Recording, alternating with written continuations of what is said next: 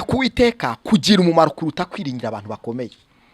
Vuga ngo umuntu uba mu bw'Isumba byose, umuntu urinzwe n'Imana azahama mu gicucu cy'ishobora byose. Mu bw'Isumba byose nibyo bizatuma abantu bakwanze bazakugarukira. Tupenezete fraye kubaza kubyuka saa 9 ugasenga, ariko si umunsi uracyasenga. Bene data, tugeze mu bikomeye, tugeze mu gihe cy'iterabwoba. Satani ari kugenda atera abantu ubwo akabwira ko bapfuye.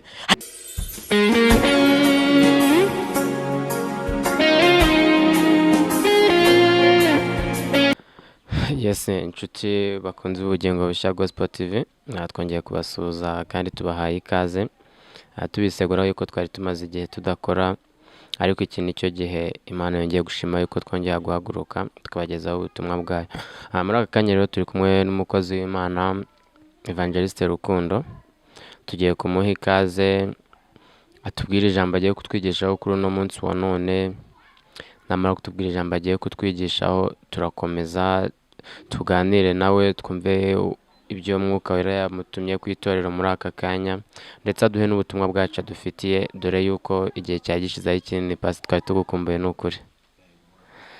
Reka tumwakire rero twumve ubutumwa yatuzaniye kuri uno munsi wa none. Ikaze pastor. Yesu ashimwe, Yesu ahimbazwe. Amazina nitwa Rukundo Emmanuel, mbwiriza ubutumwa bwiza, ndumubwiriza ubutumwa. Uyu munsi nubundi nkuko dusanzwe tubana ku bugingo bushya Gospel TV, nabwo naje kugira ngo tuganire ijambo ry'Imana, kandi mbona kubashimira mwe mudahwema kubana natwe, mugira ngo tugaragaza ko muri kumwe natwe. Izina ry'Uwiteka Imana nirishimwe, kandi Imana mwishibaho umugisha.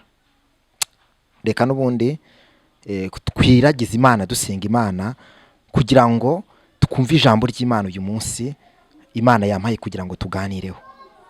Data wa twese uri mu ijuru, turagushimiye kubw'ineza n'urukundo tugirira. Turagushimiye kuko waturinze twari dupfuye, uyu munsi turi amahoro, izina ryawe nirihimbazwe. Uyu munsi mwami w'abami, nyemerera ijambo rye tugiye gutambutsa hano, ubutumwa bwiza tugiye gutambutsa bugira akamaro, busenya imbaraga z'umwijima, busenya ibyo Satani yubatse ku buzima bw'abantu, kandi rigira umumaro ku muntu wese uryumva, mu izina ry'Umwami wacu Yesu Kristo. Amen, amen, amen, amen, amen. Bakunzi bacu kandi bakunzi banjye, bakunzi b'ijambo ry'Imana, nongeye kubashimira kandi tubona kubiseguraho kubwuko dukunda gutinda, ariko si yindi mpamvu. Ibikoresho bigenda bibura, ariko Imana nidufasha tuzi neza ko bizakomeza, kandi ubutumwa bwiza bugakomeza bukamara kuri hose. Turabashimiye. Uyu munsi n'ubundi tugiye gusoma ijambo ry'Imana ndatinze, ryanditse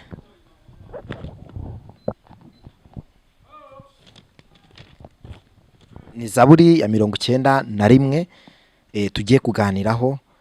Reka dusome, abantu bari kudukurikiye murambure Zaburi ya 91 dusome mu izina ry'Umwami wacu Yesu Kristo. Hagira hatya hati: uba mu rwihisho rw'Isumba byose azahama mu gicucu cy'ishobora byose. Ndabwira Uwiteka nti, uri ubuhungiro bwanjye n'igihome kinkingira, Imana yanjye niringira. Kuko ari we uzagukiza ikigoyi cy'umugoye na mugiga irimbura. Azakubundikiza amoya ye, kandi uzajya uhungira munsi y'amababa ye. Umurava we n'ingabo n'icyuma kigukingira.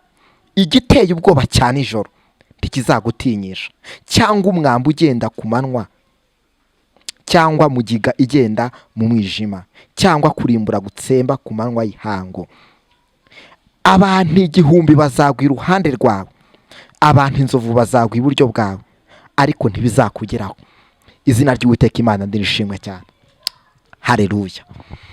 Nshuti yanjye, mwene data, wowe ugize umugisha kugira ngo tuganire ku ijambo ry'Imana, uyu munsi Imana ikuntumye kugira ngo tuganire ku iri jambo rivuga ngo guhungira k'Uwiteka.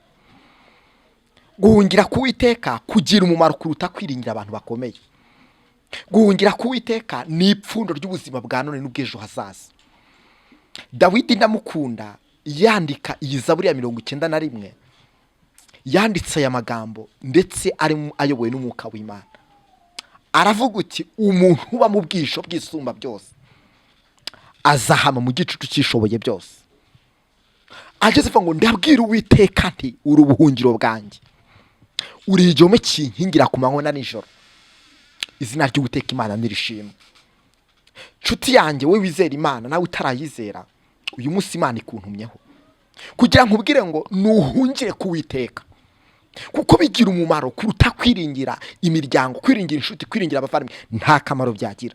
Ariko umuntu wiringira Uwiteka Imana, icyambere ngo Imana imushyira iburyo bwe, ikindi Imana iramwiyegereza. Haleluya, Imana ishimwe. Ngo umuntu uri mu bw'isho bw'Isumba byose, mu bw'Isho niho hantu honyine umuntu ajya abonera ubuzima. Imiryango yabo utaye, waba uri mu bw'isho bw'Isumba byose ukariramo. Mu bw'isho bw'Isumba byose niho hantu honyine nabonye umuntu ajya arindirwa afite ibyaha byaramwishe, byaramurangize, wagera ku Isumba byose, Isumba byose ikakubabarira. Nta wundi muntu wakubabarira, nta wundi muntu wakugirira impuhwe uretse Imana yonyine Isumba byose.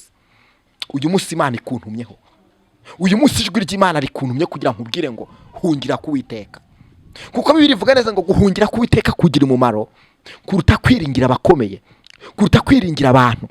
Uyu munsi birashoboka ko ushobora kuba wari warataye ibyiringiro. Murabizi ibyorezo biriho ni byinshi, intambara ziriho ni nyinshi, amakuba ariho ni menshi. Ariko Dawidi yandikira ijambo aravuga ngo umuntu uba mu bw'isho bw'Isumba byose, umuntu urinzwe n'Imana azahama mu gicucu cy'ishobora byose. Ageze hepfo aravuga ngo ndabwira Uwiteka nti harabonestaye, uri ubuhungiro bwanjye, uri igihome kinkingira ku manywa na nijoro. Ngo kuko ari uzakubundikiza amoya ye, kandi ni uzakurinda mu gigirimbura. Uwiteka ni uzakurinda ibyago n'amakuba. Uwiteka ni uzakurinda ibiteye ubwoba bya nijoro. Uwiteka ni uzakurinda. Izina ry'Uwiteka Imana nirishimwe. Harabonestaye.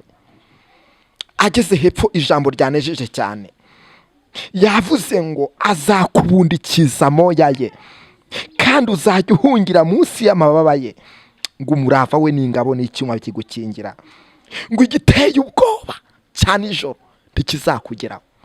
Nshuti yanjye, niba wariringiye Imana, ibindi binyembaraga byazo uko byitwa kose bigiye kugutera ubwoba. Ibinyembaraga biriho ni byinshi biri kwandavuza abantu, ariko uyu munsi ndagukangura kwegera Imana. Uyu munsi ndagukangura gukunda Imana. Uyu munsi ndagukangura kwizera Imana. Uyu munsi ndagukangura kubana n'Imana. Izina ry'Uwiteka Imana nirishimwe. Izina ry'Uwiteka Imana nirishimwe. Ikindi, inyungu yo guhungira ku Uwiteka, nabivuga igihe kikambana gitoya, ariko tunyarukiye kuri Lazaro, kuntu yari yarahungiye ku Mana. Igihe kimwe cyarageze ngo arapfa, ndetse baranamushyingura. Birivuga neza ngo amara iminsi 3 ari mu mva. Bashikiye baza gutuma kuri Yesu mbwa atari kuwukunda, ararwaye. Nkunda Yesu asibira ngo 3. Hari igihe mu kigeragezo Yesu yarasibi, ariko nubwo yasibira, uyu munsi ngutangarije ijambo rivuga ngo humura, ihangane. Uwiteka Imana agufiteho umugambi. Wa mugabo Uwiteka Imana agufiteho umugambi. Wa musore Uwiteka Imana agufiteho umugambi. Izina ry'Uwiteka Imana nirishimwe.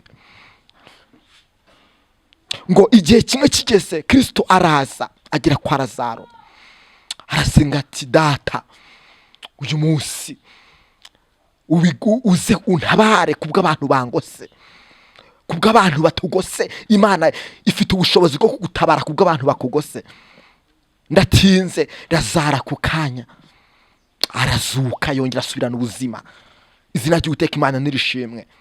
Nanjye uyu munsi kwiza buri ya 91, Imana intumye ku muntu wese w'umukristo, nawe utarakizwa Imana ikuntumyeho ngo umukuba mu bw'isho bw'Isumba byose nicyo kizagukiza ibyago n'amakuba biri hubu. Kuba mu bw'isho bw'Isumba byose nicyo kizagukiza ibyago biri hubu. Kuba mu bw'isho bw'Isumba byose nibyo bizakwishyura amadeni. Kuba mu bw'isho bw'Isumba byose nibyo bizatuma abantu bakwanze bazakugarukira. Tu penezete fraye. Kuba mu bw'isho bw'Isumba byose nibyo bizatuma imyaku n'imikoshi n'akaranda bikuvaho. Kuba mu bwisho bw'Isumba byose nibyo bizatuma abanzi bawe bakugarukira. Kuba mu bwisho bw'Isumba byose ndi kumva Imana ivugana nanjye ibwiye ngo mbwire uyu muntu uri kutureba kuri kamera ngo kuba mu bwisho bw'Isumba byose niho hantu hariho imibereho. Ngo ikindi kineje ngo abantu inzovu, haleluya, abantu inzovu, abantu igihumbi bazagwa iburyo bwawe, ariko we ntibizakugeraho niba warizeye Imana. Nshuti yanjye, ndasoje, ariko Imana ivuganye nanjye nkubwire, ese wahungiye ku Uwiteka? Ese ntabwo wagiye mu bapfumu? Ese imbaraga zawe uyu munsi wari ufite ugihamagara ugisenga? Wibuke ko waza kubyuka saa 9 ugasenga, ariko si uyu munsi uracyasenga. Bene data, tugeze mu bikomeye, tugeze mu gihe cy'iterabwoba. Satani ari kugenda atera abantu ubwo akabwira ko bapfuye, ariko uyu munsi Imana ivuganye nanjye nkubwire ngo kuba mu bwisho bw'Isumba byose azahama mu gicucu cy'ishobora byose. Igiteye ubwoba ntabwo kizakugeraho. Mu gihe iri kugenda yica abandi, we ntabwo izakugeraho. Izina ry'Uwiteka Imana nishimwe. Ibiri kwangiza abandi we ntibizakugeraho. Condition nimwe, ba mu bwisho bw'Isumba byose. Ese waba utarakizwa? Waba utarakira Yesu Umwami n'Umukiza mu bugingo bwawe? Ese waba warasubiye inyuma? Ese waba utakizera Imana kubwo ubuzima ubayemo, kubwo agahinda urimo, kubwo intambara n'amakuba bikugose? Ariko uyu munsi nyemera wubika amaso dusengana Imana.